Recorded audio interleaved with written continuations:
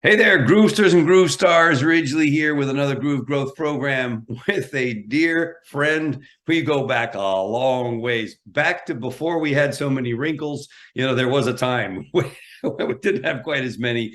Mentor, coach, extraordinary individual, and an author. And I'm looking forward to having a conversation about his newest book. My very good friend, David Wood. David, so great to speak with you. I know you're out there in Hollywood, man. Congratulations. Thank you. Yep. Moved to Hollywood to enjoy acting. It's good to talk to you, man. And I know our topic today is authenticity and being real in the world and all the benefits that come from that, including business success. I like how you and I started before we hit record. You said, "How are you?" Yeah. And I could have just said what everyone else says. "Oh, I'm good. How are you?" Yeah. But because it's you, and because I try and practice the truth, I said, well, right now, this is what's going on. And to be honest, I've had a hell of a week. I'm really struggling. And we got into it. We Yeah. got into it. And I got to be revealed. And with an old friend, I didn't have to pretend anything. And so thank you for that. And I think that's an example, hopefully, of us modeling what I want the world to do in business settings, in relationship settings, is to actually find a way to artfully be real and be yourself instead of, oh, I'm good, how are you? I'm not going to Yeah. go into all this other stuff because it might be embarrassing or it might be awkward. No, there are ways to do it, and I'm sure we'll get into those. Yeah, exactly right. And it makes the process of dialogue and sharing a co-creative experience as opposed to being, hey, let me ask you questions so you can monologue, right? Which happens all the time. Instead, we're going to create something together. We don't know where it's going exactly. We just know that there's a lot to share, some really valuable stuff. And all of the members of the Groove community will benefit from that, as well as our global YouTube audience, which is growing by the day, which is super cool. Yeah, So let me yeah, ask you. and when if one person is willing to go a little deeper, because we need heroes to lead the way. If you're willing to go a little deeper, even at the checkout counter, and like sometimes I'll say, what's been the favorite moment of your day so far if you had to pick one? Or someone says, how are you? And you say, I'd like to say I'm doing really well, but it's been a bit of a day.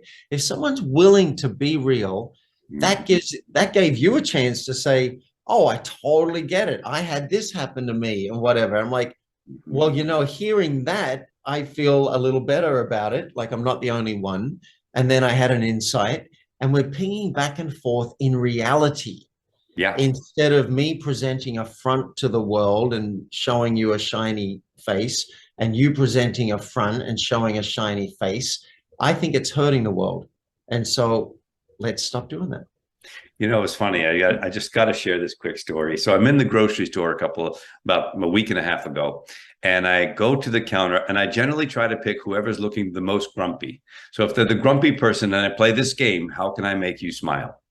And I walked up to this older lady, and her name was Donna, and she had a name tag on. And I said, "So, Donna, how are you doing?" She says, "Oh, I'm here. How are you?" And I said, "Well, if I was any better, I might be you." And she said, "Oh no, no, you don't want to be me. You don't want to be me. In fact, I'm glad I'm old because that means I'm not going to be around that much longer." And it's a really tough thing. I'm not really all that happy. And I'm like, "What? Okay." I said, "Yeah, no, it's kind of tough. I've got kids and grandkids." And she says, literally, "Well, I don't have any of those, and I'm glad I don't, because this world is really not a great place, and I'm pretty much ready to check out." And I was like, "Okay, if that's the start of a conversation, for sure we're being real here. But Yeah. I'm not going to be okay with leaving this conversation like that." So we started talking, and we were talking. There wasn't anybody there. And I started telling her a little bit about what I do with my spiritual practice and what have you. And at the end, she said to me the following, which was a great opening for the next time. She said, "I just want to say thank you for our conversation. I really enjoyed it. Remember me, I'm Donna, almost always at cashier number 3." I was like, Okay, you just invited me to come back and make your day again. And I'm definitely going to do that, right? That authenticity thing came out. She was being very real with her pain, but Love she that. just was looking for somebody to just take a little bit away from her. Yeah. And I teach this. I've been teaching this for 20 years, but still it's hard for me sometimes. This week, I've been reaching out to my closest friends, and I've been hesitant to do that. Like, what if they don't want to hear it? Or I haven't talked to John for 3 months. What if he's like, oh, he's reaching out just because he's in trouble now? Mhm. Now, thank God, I've reached out to probably 8 different friends this week, and each of them have been very warm and inviting, and even said, "Would you give me an update tomorrow and let me know how you're doing, or keep me posted on how this is going?" And one even said, "Thank you for keeping me updated. I really appreciate it." Like, oh my God. So Mhm. it's not easy when things get a little tricky. We got something personal. Maybe we're upset with someone. Maybe we're upset with ourselves. Maybe we've got a desire that we don't know how to ask for, or we're tolerating something. Mhm. House in the Room was written to give people a roadmap for when we're not sure how to move forward. We know we don't like what's going on, or we want something to change, but we don't know what's happening inside. I wanted to give people a roadmap to work out, oh, this is what's going on for me. It's what I call our mice. This is what's going on for me. And here's how I could artfully name it, or at least try and name it and see if the person's open to that. Yeah, and I have to tell you, I really love the book and I have it right here. And you can see all my notes in the side of all the questions that I wanted to ask you about Love the that. book because I found it fascinating. Maybe before we jump in, you can sort of share with everybody the premise. The basic premise is, hey, everybody talks about the elephant in the room, but hardly anybody talks about the mouse, right? I Yeah. mean, you can give us it in your words how that works. Yeah. So it came about. I mean, for 20 years, my coaches have been encouraging me to go and have those conversations that no one else will have. And so I've had really, really difficult conversations. And sometimes it could be a conversation that could land me in prison. Sometimes it's been just, I feel really awkward and vulnerable. And and then one day someone came into a course room that I was helping to teach, and she said, "You've just got to name the thing. You've got to name the thing. Whatever the thing is, you've got to name the thing." And we looked at her like she's crazy, and she was a little bit. And we're like, okay, use your words. What are you talking about? And she said, whatever interaction you're having, there's probably something going on that's not being said. You have to name it. You may not have to fix it. Mhm. Oh, wow. I just got an insight for that person from acting class where I've been trying to fix it. Hmm. And so we might get to that. But she said, you've just got to name it. You may not have to do anything with it, but when you name it, the other person can go, oh yeah, yeah, Mhm. I get that. I've been noticing that too. Or I didn't know that about you. Okay, I'm glad to know that. You got to name the thing. And I thought that was so powerful. Someone should write a book about it. And I suggested that she do it. And a year or two went by and she hadn't done it. And I thought, what have we got? I was going to call it Name That Thing.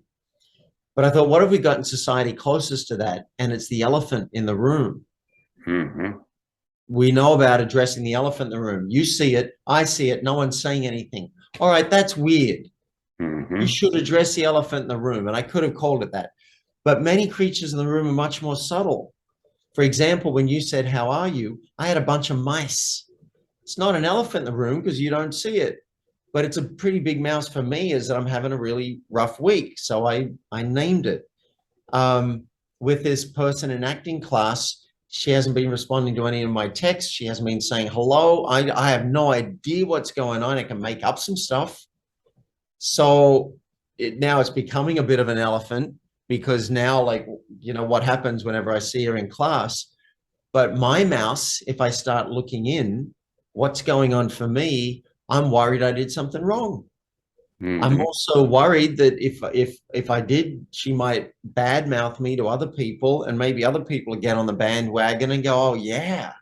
because it's not hard for a group to get some kind of group mentality. And now all of a sudden I'm on the out and I really want to fit in this Hmm. class. And if I go even deeper, I've had issues back when I was a kid where whole groups of people would say, we don't want to be your friend anymore. And that was horrendous. So it's bringing up stuff and I'm having a really rough time. These are my mice. And Hmm. when I can get clear on those, and my insight talking to you today is even just in naming it, I might just, I sent her a message today saying, I'm having a really rough time. I don't know what's going on. Maybe you're having a rough time. I don't know. But I'd like to clear the air. I'd like to come back into connection. And if not, at least maybe I can just name that this is hard for me. Hmm. Boom, named. She'll Yeah. either want to talk about it and we can talk about it, or she'll decide not to. And at least I've said my side. I've said, Yeah. well, I've taken a shot. So I have some peace just from having named that mouse. I've done my side. Someone said originally about, I think it was a month ago at the TLC retreat, the Transformational Leadership Council. I heard someone say, I did my half today. That was all she had to say. It was like I'd read a book on it. I did my half today. And what I took from that was I can't control everything. I can do my side. I can do my actions. It's up to God to do the rest. And Hmm. so I did my half today and I actually have some peace around that. Yeah, and I totally get that sense of closing the loop on things that are incomplete that make us uncomfortable and whatever. It's a huge Yeah. thing. Yeah, Yeah. and I can relate to it as a husband. As a husband, when something's not right, something's not right is not the same as an elephant. There's an element is I'm pissed off at you, you're pissed off at me. We both don't want to say anything. We both know that all we have to do is just knock it off. It will be good. Yeah. That's the elephant in the room. That's the elephant. But the mouse in the room is something's not right. What's going on here? It could Some, be just for you. yeah. You look, if I'm late to a call, 2 minutes, I might be feeling a little embarrassed. I might be wondering if the other person's annoyed, right? These are all mice and they're Mm, not elephants. So I had to write the book called Mouse in the Room. Um, when you talked about being complete, I remembered something now from Landmark from years ago that's really going to help me with this actor. The person being coached was saying, but it's incomplete. It's incomplete. And the coaching is always, we'll go and complete it. And they're like, but they won't talk to me. They're not willing to have a conversation. What do I do? And the coach said, can you be complete with the fact that it's incomplete? hmm. And Yeah. I think that's what I need to take on this week. Mm, I've done my half and yeah. I can be complete with that. And hey, there's more growth to happen, I'm sure, as as I go through this. Of But course. I've done my side of it. And that's what I want for everybody to read the book and discover your mice and then take that hero step of artfully naming that mouse. And sometimes you'll get magic. You'll get the magic from movies. Sometimes it'll be awkward and then you'll have the magic. Sometimes it'll be awkward and you might have to have a second conversation because it didn't go very well. Or sometimes I told my truth, named a mouse 3 weeks ago with someone else from acting class, and there was swearing. He yelled, he swore, and then he hung up on me.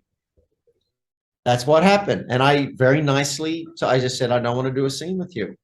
I don't want to do a scene with you because you got a lot going on in your life and you're not showing up the way I'd like people to show up. And so I'm going to pull out of this scene. Still like you, still happy to stay in relationship with you. I just don't want to do a scene and maybe that'll change in the future. Wow. That seemed like, oh, maybe I shouldn't have said that. But then later on in class, he waved at me and he little fist bump and he'd gotten over it. And he even sent me a message saying, maybe you could help me with my anger management stuff. And so Mhm. there was a real opening. Mhm. Now it did blow up again. He blew up again and we'll see what happens. Maybe he'll be like, yeah, look, you know, kind of had a reaction or whatever. Maybe it's going to take a few goes. But just because that initial conversation doesn't seem to go well, or you got uncomfortable, or they got uncomfortable, doesn't mean that you shouldn't have taken that hero's move, that leadership move of bringing it up, because sometimes it's magical and you find, oh my God, it's cleared up in 30 seconds. I thought you were thinking that. No, I thought you were thinking that. Are you serious? Boom. And now everything's good because you took a risk. Yeah. So tell us, let's jump into the book a little bit because there's a lot here and I have lots of questions.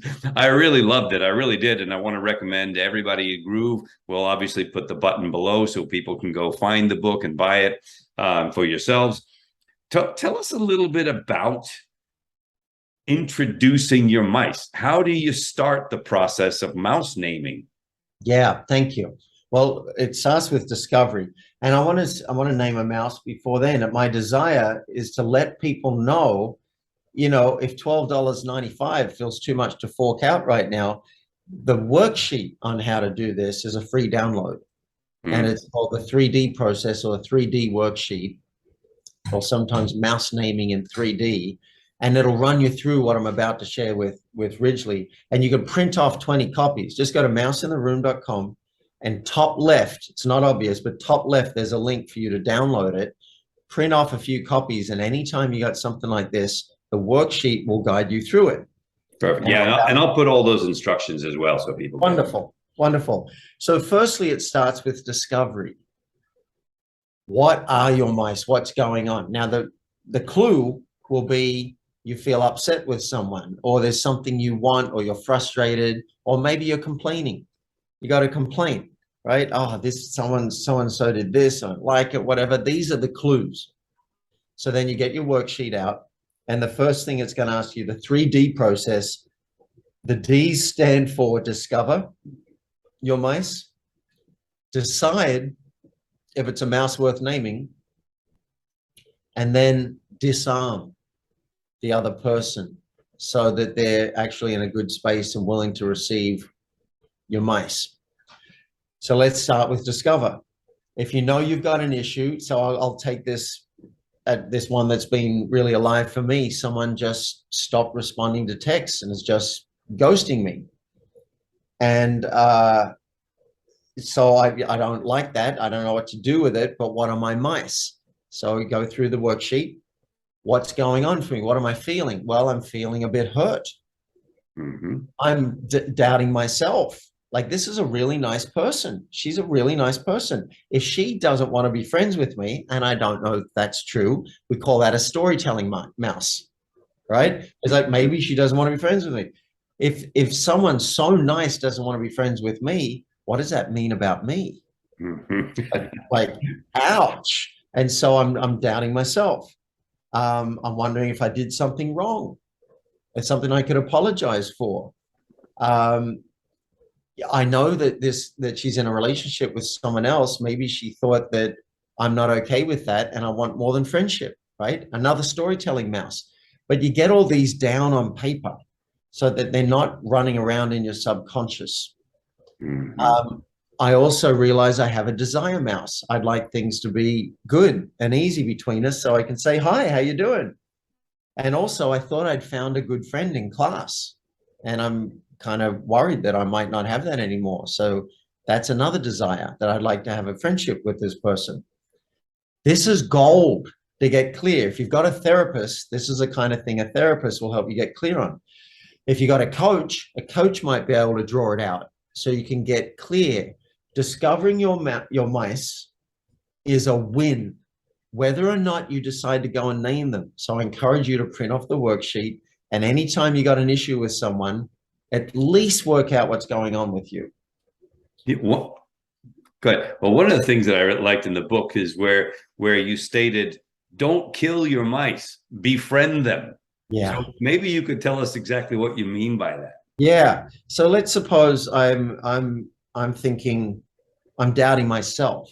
I could think that that's bad and wrong to doubt myself. And David, that's bad. I want to kill that mouse. So I'm not doubting myself. That doesn't seem to work. Or maybe you've got a desire to be a famous singer, and you think, oh, that's stupid. That's never really going to work. It's not practical. I shouldn't have that desire. Or I have a desire to be with someone and they're married, right? And we want to kill these mice and not have these feelings. Well, I just find it doesn't work. They don't seem to go away. They seem to maybe get stronger. So let's practice some kindness and some compassion and welcome our mice, befriend them. Mm-hmm. And I've been trying to do that in this situation.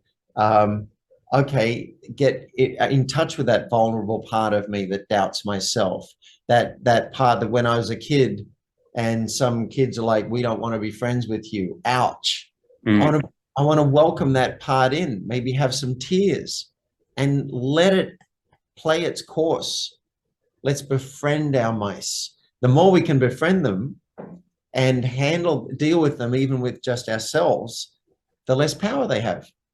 Yeah. And if we can, from that foundation, then go and artfully name that mouse with someone else, which we'll get to, they have even less power. Right. You know, I've said to, I'm a single man looking for a relationship, a long-term partner. I've said to a woman, I just want a name. I think you're awesome. I wish you were single. If you were single, I'd be asking you out. But you have a relationship. I honor that and I respect that. And I just wanted to name it. Because if I didn't name it, you might be like, wow, this guy's enjoying me a lot. And it's like, it's true. I am. I just named a mouse with someone recently. We're having a Zoom call. And I said, look, if we're in the same city, I'd be asking you out. And she said, look, I got to tell you, I don't think we'd work at all because we're chalk and cheese. And I said, yeah, that wouldn't stop me. And then she said, well, there's an age gap. And whatever said, you know, that's a totally valid point. And at the end of the call, I said, here's a plan. I fly to your city. We get you pregnant because she wants to have kids. And then when the age gaps when I get to 70, you trade me in for a younger model. Right? But I was having fun with it. I totally heard her mice and respected. And she's right. You know, there's a big age gap. But just in naming it, you got to come into connection around it. And I got to play with it. And it didn't have to be this hidden thing like, God, I really like you. Like just when I have a Zoom call with her and I look at her, I'm like, I said, you're so beautiful and your background is so beautiful. It's made my day just with that. You don't have to do anything about it. Naming mice can bring us into connection. Let's not kill them. Let's befriend them. And you also don't have to name every mouse. That's where the second D comes in. You might just name it for yourself, and we call it a mirror mouse. And all mice, by the way, here's a hot tip, all mice are mirror mice. Some of them are design mice as well, toleration mice, storytelling mice, but all of them are mirror mice because it tells us something about ourselves. If you're willing to go to the next step and work out if it's a mouse worth naming, and you decide to name it, and then you decide to have the courage to go with your worksheet to the person and say, hey, can we have a conversation about it? That's a hero's move. I did it today. I gave her like a few days of space, and then I reached out and I said, could we talk for 2 minutes? And I sent an audio saying, here's why I'd like to talk. And that was a hero's move. That was hard. That was risky because I tried a few days ago and nothing. I try one more time. I've done my half, right? We can't control what the other person does, but we can control taking a shot at it. You know, one of the things that I found fascinating also from the book is, you know, you got the elephant in the room, then you've got the mouse in the room, and then every now and then you have a rouse, a rodent of unusual size, right? Yeah. Instead of a regular mouse, it's a rouse, a rodent of unusual size. I thought that was great. Can you kind of distinguish between a regular mouse and a rouse? Yeah. Well, the reason I came up with the mouse is because I thought it's so small, it's so innocuous. And sometimes you really got to look because they're very subtle. You won't even notice it yourself. You just notice something's off or someone did something And later on, you don't like that person and you have to go back. So they're quite small and subtle. But we wanted to make the point in the book that a mouse could be huge as well. Like this mouse for me, I was up in the night 2 nights ago thinking about this and struggling with it, that someone so nice would not talk to me. I wish I wasn't so sensitive, but I am. That's a rodent of unusual size. There was one for me. I don't go into the details because I realize that there's also a space for privacy at times, and it involves someone else. But I did something when I was younger that was wrong, and as I got older, I realized it weighed on me, and also it was against the law. And if I went and confessed, I could be prosecuted. Well, that was a rodent of unusual size. Wasn't an elephant, because I don't even know if the other person knew that it was me or if it was even an issue for them. But for me, that was a huge mouse. So we brought in the Princess Bride reference for Princess Bride fans of a rodent of unusual size to point out that it might be a very small thing, still possibly worth naming, or for you, it could be a huge, could be the size of an elephant, but we still call it a mouse because the other person may not be aware of it. So it's a mouse and it's yours. And therefore, it's your responsibility to name. No one else can name that mouse for you. They may not even know that you're unhappy with how that meeting's going. They may not even know that you're unhappy with your pay rate. They like, how could they have any idea unless you take the courage to name a mouse? I loved also the way you kind of broke down the do's and the don'ts of the process of disarming, right? The don't blame the other person. Don't name your mouse impulsively, because that's not ever going to get clarity for it. Don't wait forever, right? Don't be waiting to name the mouse. If you try to disarm something, you can't be letting it fester, because one of the things you also said that I thought was brilliant was, yes, you can name the elephant and deal with the elephant, but if you don't deal with the mouse, if you're not careful, it can turn into an infestation. Yeah, they breed. They breed. And then they resent. So because I'm in acting class, a lot of examples from acting come up for me. I had one guy who said he'd be ready and he'd have his lines memorized for our rehearsal on Wednesday. Didn't happen. He wasn't ready. He's like, oh, but I'll be ready by Friday. I got a lot going. I'll be ready Friday. Friday rehearsal. Wasn't ready. He said, I'll definitely be ready tomorrow morning. Don't worry, I'll have it. Wasn't ready. Sunday night, not ready. We're going to perform this thing in a theater on Monday. And it's like, I didn't name my frustration. I knew he had a lot going on. So it built up for me and it became a thing. And then we got through the scene and it went pretty well, but I don't like to be seat of the pants for it. And then some other things started happening for our next scene. And finally, I said, look, will you definitely book something for us by tomorrow, by the end of tomorrow, and text me so that I know it's done and I can tick it off? Will you definitely do that? He said, yes, I will definitely do that. This is my third request, by the way. He didn't do it. If you don't name these things, like I could have said, look, I notice I'm getting a little frustrated. I've been leaving it in your court. Do you want me to do it or will you do it? I need certainty. If I can't have some certainty, I'd rather not do the scene and I might need to bow out. I could have said that, Ridgely, and I did not do that. So he's just going along thinking I can keep doing what I've always done. And he didn't do what he promised he'd do. So I called him and I said, look, I'm going to bow out of the scene. And it came as a huge surprise and shock to him. To me, but I was starting to have an infestation. And thank God I said something then, because if I didn't, I would have resented him. And I called him and I said, I don't want to resent you. I think the friendship's more important than any scene. So I'm going to ask that you recast me and bowed out. But had I let him know as things were going, look, feeling a little frustrated, see what you can do. Hopefully you'll be ready or whatever, but just letting you know.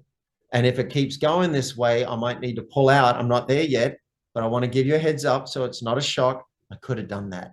that's where I could take responsibility. And in fact, if I do speak to him again about this, and I'm not sure I will because he asked me not to communicate with him, I might say that's what I can be responsible for. That I could have let you know along the way as the frustration was building up, and I could have let you know I'm going to pull out if it keeps going this way. And I didn't say that. And Mhm. so it was a surprise to you.